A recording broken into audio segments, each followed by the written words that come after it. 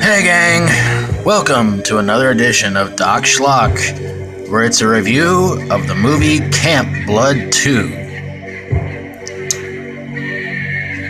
Yes, they made a sequel.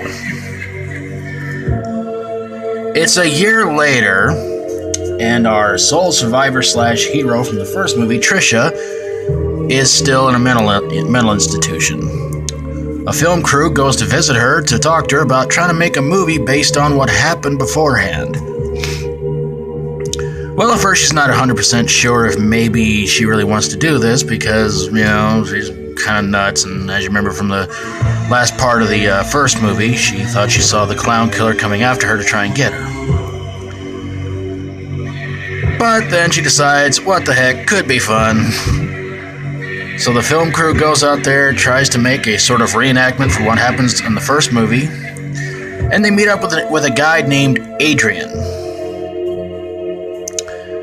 And she knows the place very, very well, takes him around, and then sometime after filming starts and shooting starts, the film crew starts winding up dead.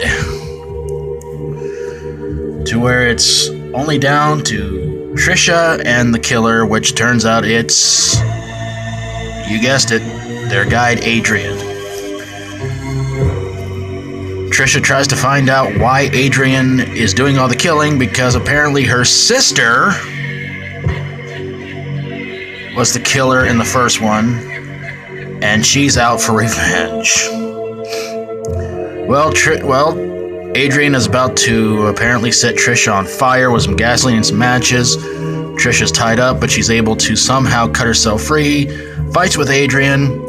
Adrian somehow catches her sleeve on a campfire that was going, runs into a tent, and burns to death.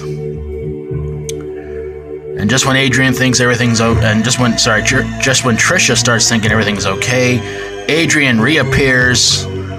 Only her face is scarred up. I don't know. Tries to kill Tricia once again, but Tricia winds up hacking up Adrian.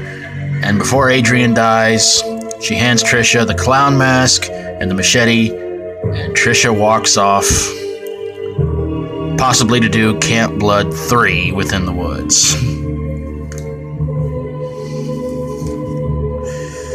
So why did this movie suck? It was not much better than the first one, I will say that much. Kind of a nice twist, but you kind of sort of know that, the film crew is going to die, and there's something up with Adrian, and just that part where, she's on fire, she goes into a tent, supposedly burns to death, and then when she meets up with Tricia again, only her face is burned up, and the rest of her is fine, and it's like low-budget piece of crap horror movies, I guess, right there. But again, it's not a whole lot much better than the first one. The kills in it are a little bit worse.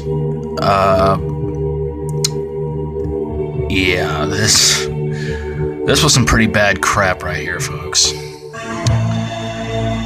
And I don't know if I'm ever going to see Within the Woods. I may have to try to find it because I saw a trailer to it. It looks, dare I say, pretty good. But yeah, you pretty much know that Tricia is going to come out of this thing alive. I did like the concept of her thinking, maybe I'm really insane. Maybe I'm really killing all these people. But you find it really predictable that it turns out Adrian is really the killer. But you kind of wonder why. And then when you find out, it's like, oh, you killed my sister. Like, oh. Okay. So we're going down that road. Kinda makes sense. Although it's been beaten to death. But there you guys have it, a review of Camp Blood 2. One of the worst clown killer movies of all time. Well, definitely one of the worst killer clown sequels of all time. It's no Stephen King's It, I'll tell you that much. But if you like my videos, feel free to subscribe. And if you have a horror, sci-fi horror, comedy horror, fantasy horror movie that took place in the woods, had a masked killer that could have had a worse looking mask than this one, and worse kills in either one of these Camp Blood movies, send it my way and I will get on it ASAP. Thank you guys so very, very much for watching, and until next time, as always, stay strong and rock on. I'm telling you right now, if I'm giving Within the Woods a little bit too much credit now, and I do end up reviewing it, I will deeply, deeply, deeply apologize for that.